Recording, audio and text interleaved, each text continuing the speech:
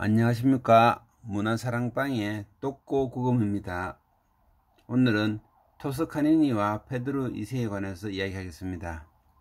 지난번 토스카니니 소개 영상에서 브라질의 황제 페드로 2세가 나왔습니다.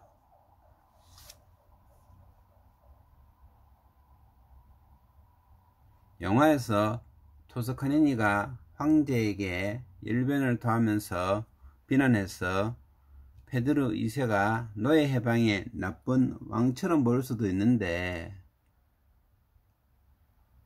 실제로 페드로 2세는 관대왕이라는 별명이 있듯이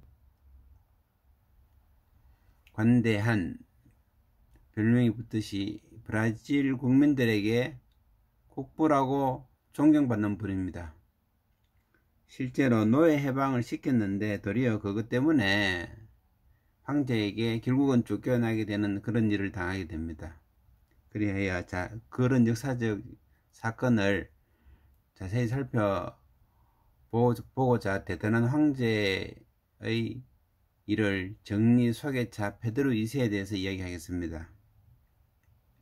일단 브라질 역사에 관해서 간단하게 알면은, 브라질 지역은 1500년경에 포르투갈 탐험대에 의해서 발견됐다고 하지만 실제로는 그 전에 스페인과 포르투갈이 토르데시아스 조약이라고 1494년에 조약을 맺어서 이미 브라질의 존재를 위치를 알고 있었습니다.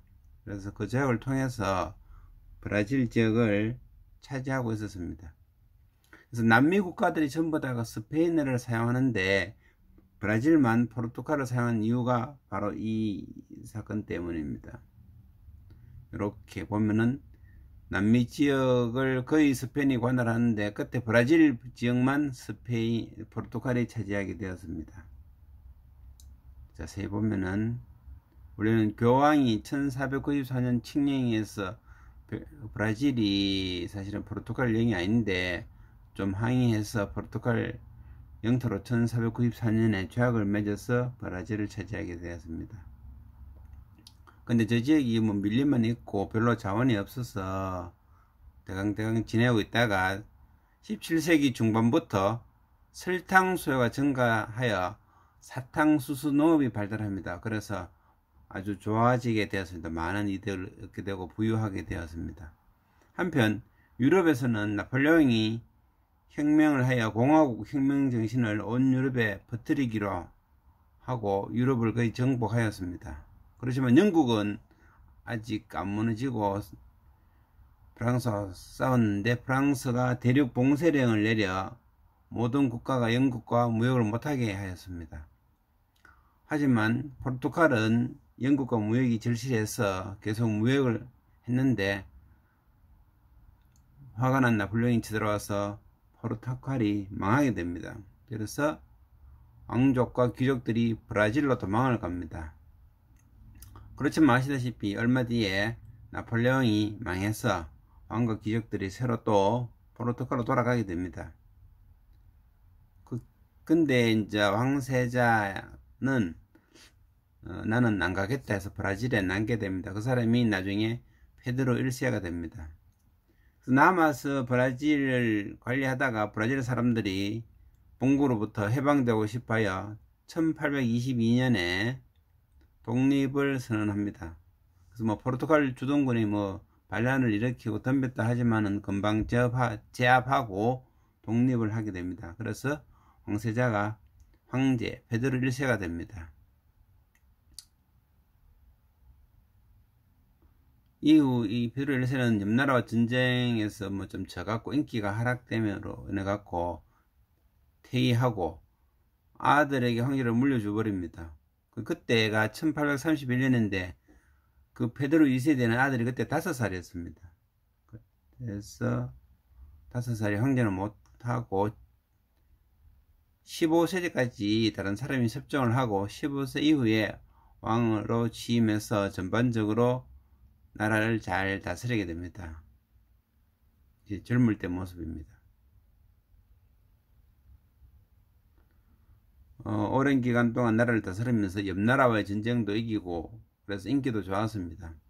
제일 문제는 말년에 노예 해방 문제가 남아 있어서 신경을 많이 쓰고, 그래서 북미의 미국이 노예 해방 전쟁으로 나라가 서로 사는 것을 보면서 우리는 빨리 노예 해방을 하면 안 되겠다 싶어서 속도 조정을 하면서 진행 중이었습니다. 그래서 말년에는 노예 해방 문제로 많이 고심하였습니다.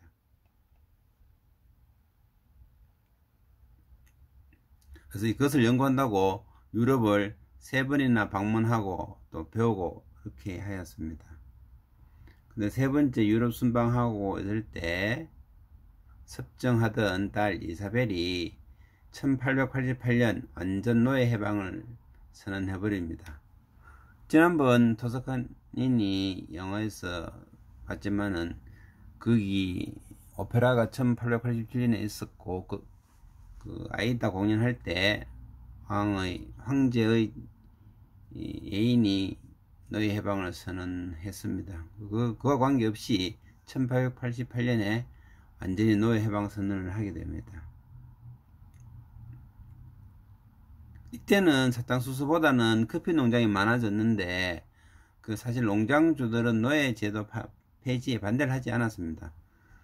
커피가 농사는 사탕수수와 다른 것이 커피 열매가 전부 동시에 익는 것이 아니라 이게 노예들한테 일을 시킬 때 커피 열매를 재량껏 익은 것만 따야 되는데 무조건 간별하지 않고 따버리면 커피 농사가 망할 수 있기 때문에 노예보다는 일반 노동자들이 더 좋을 수가 있었습니다. 그래서 사실 농장주들도 그렇게 반대하지 않았습니다.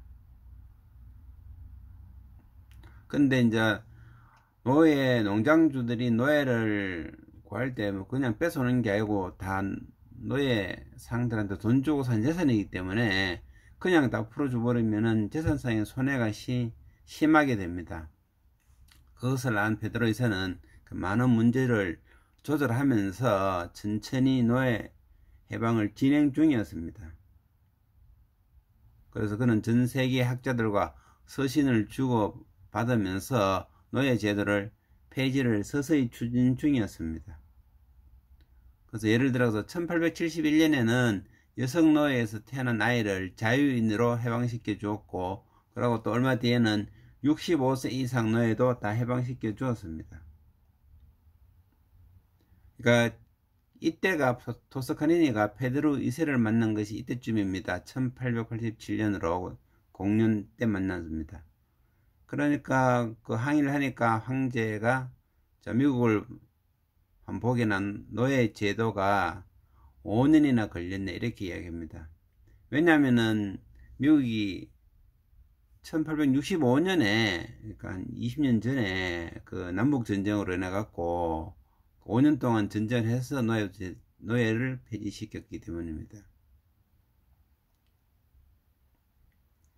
그것도 형제끼리 피를 흘린 결과일세 하면서 그러니까 이 브라질은 그렇게는 못한다 이 말이죠. 난 이 나라에서 그런 비극을 원치 않네 하면서 하루아침에 모든 것이 이루어지는 것은 아닐세 하면서 자기 스타일로 천천히 노예 해방을 진행 중이었습니다. 그렇지만은 1888년 5월에 아까 이야기했지만 베드로 2세가 3차로 유럽에 갔을 때 섭정인 이사벨 공주가 딸이 전면적 노예 해방을 선언하게 됩니다. 선언 즉시 이제 노예 해방이 다 되는 거죠. 이게 그때 장면 사진이라고 합니다. 베란다에서 발표하고 군중들이 모여 있는 장면입니다. 그렇지만은 급격히 해방되어서 보상을 받지 못한 농장주들의 불만, 나라 경제가 약함으로 보상을 한꺼번에 다 해줄 수가 없었습니다. 그런 농장주들의 불만과 공화주의자들이 이것들은 많이 생겨서 아직 황제이기 때문에 그 사람들이 군부를 자극해서 쿠데타가 일어납니다.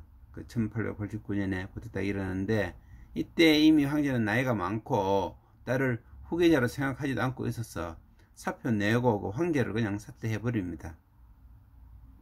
그러고 이제 자기 사인 나라인 프랑스로 망명하고 1889년에 이제 결국 돌아가시게 됩니다.